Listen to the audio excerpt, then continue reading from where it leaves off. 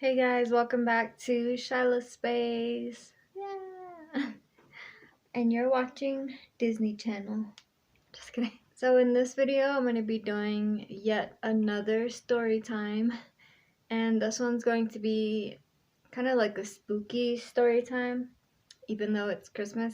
So this story time is going to be about the time that someone or something cut my hair while I was asleep. So this story takes place when I was 17 years old and my mom was away. She went away for about a week or so. I don't really remember where she went, but I just know she was away for a week and I was left to take care of my two youngest siblings. I have three younger siblings, but the one that's with the one that was born right after me, he was staying with my grandparents at the time, so he wasn't there. So it was just me and my two youngest siblings. And at the time, they were 6 and 7 years old. So I was there watching them, and everything was going good. And at this old apartment that we used to live at, there would be like a bunch of strange things that would happen there a lot. I always remember feeling like I was being watched all the time and just like feeling really uncomfortable. We moved in there when I was 14 years old and I moved out when I was 17. And I had already been moved out, but my mom asked me to come and take care of my siblings, so I had to come back and I was sleeping in my old room. I just always remember feeling watched, feeling really uncomfortable, and that was when I first started experiencing sleep paralysis.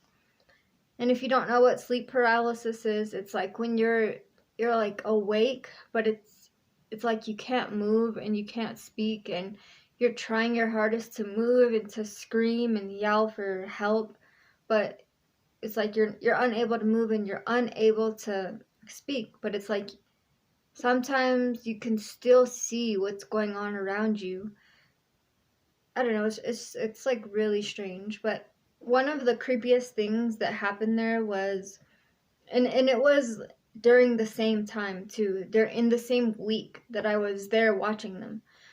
So I was asleep in my room and it was early in the morning and my brother and sister had already left to school. So I was there home alone. And I was laying in my room and I had a sleep paralysis episode. My hallway was shaped like an L, and then it went back down this way, and my room was like way back here. So when I would walk out of my room, I would walk like this to go into the living room area. So I remember feeling like that long hallway where it leads out of the living room and into the bedroom areas. I remember feeling like there was something around that corner, that it was like something terrifying. And I was laying there and in my sleep paralysis, I remember just feeling so terrified of what was around that corner. And I finally came out of it and I like looked around, and when I looked into like where I could see, I could kind of see into the hallway, not the main hallway, but like the little hallway. I was looking into it and I could see my cat running from around the corner like he was running from something. His ears were like straight up and they were like kind of back, like he was like listening for something that was behind him. So I seen him running for his life and he runs over to me and he jumps on the side of me and he's like standing there like looking down the hall like really alert, like something was chasing him. So after that happened, that like led me to believe that there really was something around the corner of the hall and it was chasing him. So that was like one of the scary things that happened there. And other things that happened there during that week, I remember once when I was doing dishes, I was standing there washing the dishes and it just felt like an overwhelming sensation that there was somebody standing behind me, like just looking down my neck, like breathing down my neck, and it felt like it was angry. And I remember I was washing the dishes and I was like, but there was nothing there, of course. So it freaked me out so bad, and the sensation was so strong that I didn't want to have my back turned towards the living room area anymore. So I like turned sideways so that I could kind of like, keep an eye while I was doing dishes. And that's how bad it was.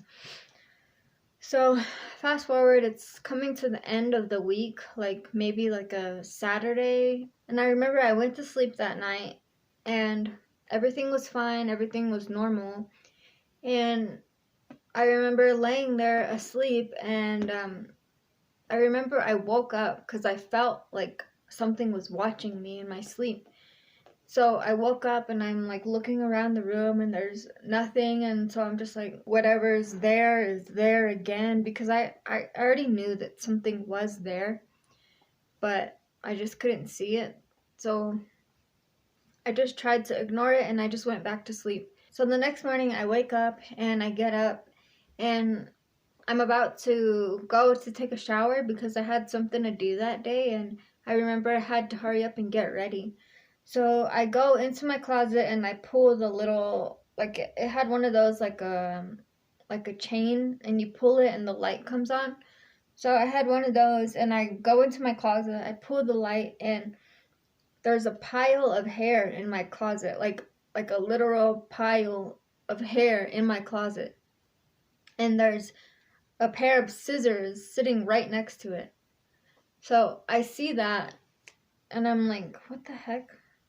I didn't think anything of it at first, I thought it was probably, one of my siblings trying to play a prank on me, or they probably cut a doll's hair or their hair, possibly because they were still, they were still kids at this point. So I don't think anything of it. And I just get my clothes and I proceed to go to the restroom. And as I'm walking to the restroom, I notice that my brother's there. He's there. He's laying on the couch. So I go over to him, and it's my brother that was staying at my grandparents' house. So I go over to him, and I'm like, hey, what are you doing here? And he was like, oh, I'm just here for a little while. Grandma and Grandpa just dropped me off because they went to go run errands, and I didn't want to go with them. So I'm just staying here for a few hours, and then they're going to pick me back up. And I was like, oh, okay. And I was like, how long have you been here? And he was like, since like 6 or 7 this morning, because they had a lot of stuff that they wanted to do. And I was like, oh, okay. And I was like, hey, do you know why there's a pile of hair in my closet? And he was like, no, hair. And I was like, yeah, come here, let me show you. And so he follows me into the room, and I show him. I'm like, it's right there. And he's like, what the hell? He's like, that's so weird. He's always probably, one of our other siblings. And I was like, I don't know. And at this time they were at school, so I couldn't ask them.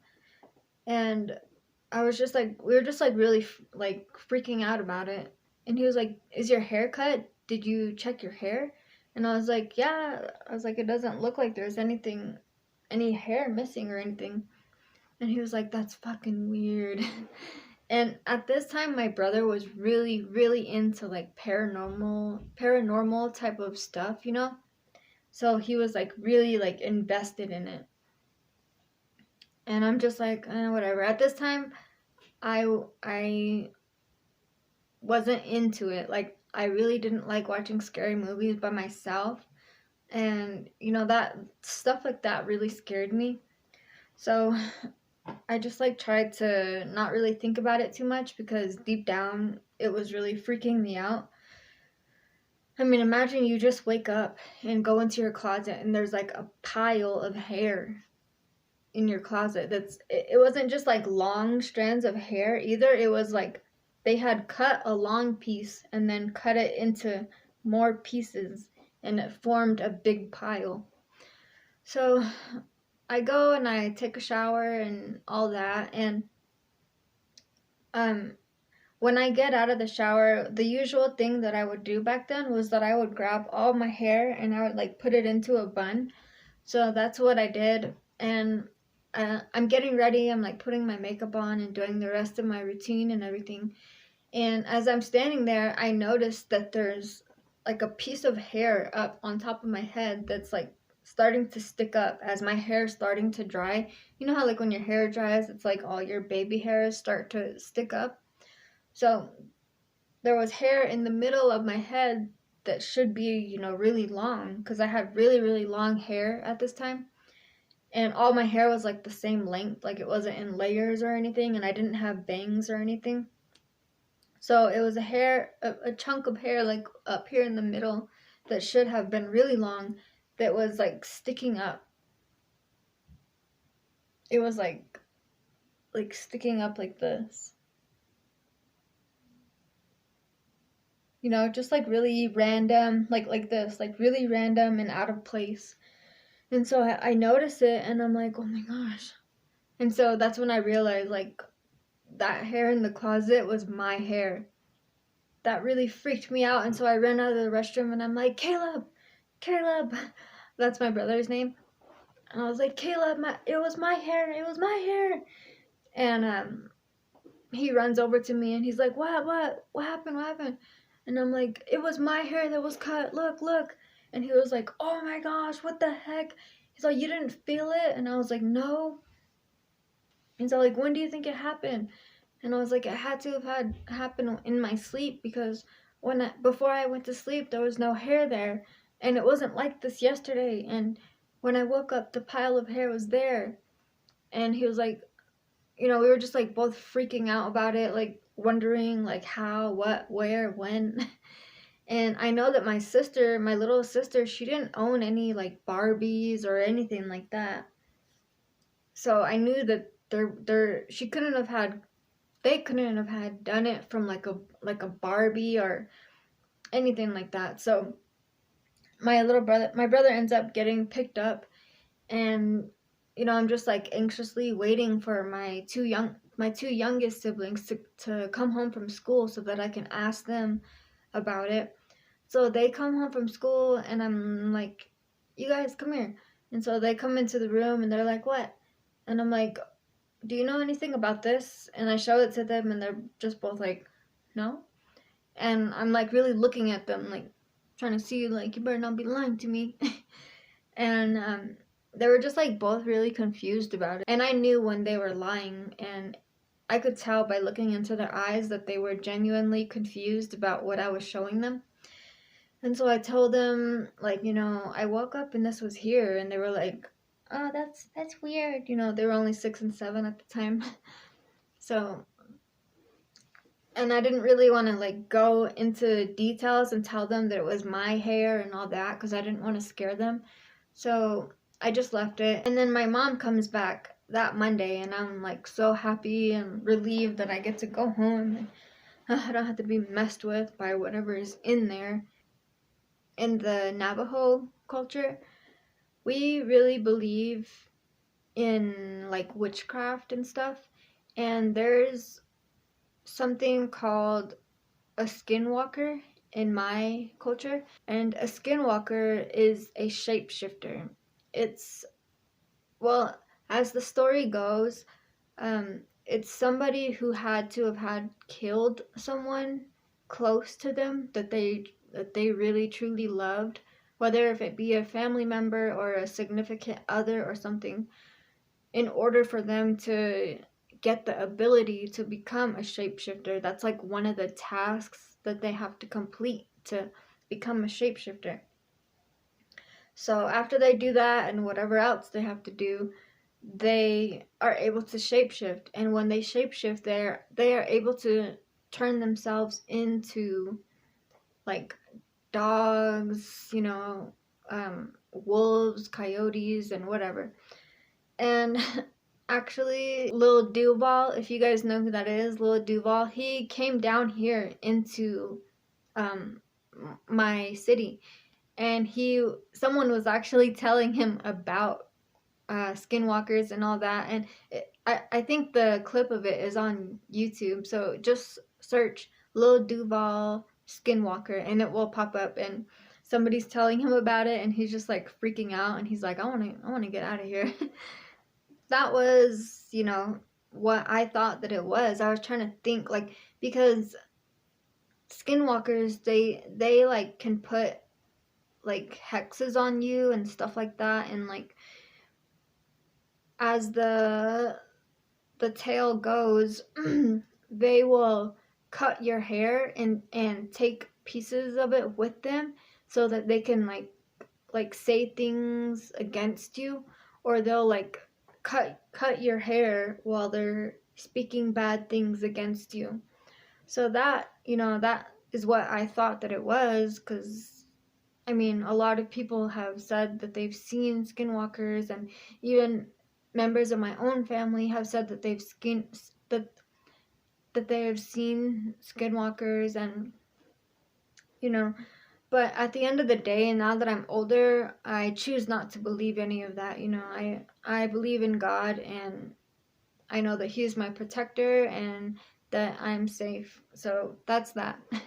But anyways, so my mom comes back and I'm telling her everything that was going on, and she was just like freaking out about all of it and everything. And so I leave, and like a couple months after that happened, I guess things like that were happening to my mom too. So she was experiencing paranormal stuff too. Like I remember once her and I were sitting on the couch talking, and the faucet just turns on itself, and then it turns back off, and then one of the cabinets in the kitchen closed, and me and my mom were just sitting on the couch looking at each other like.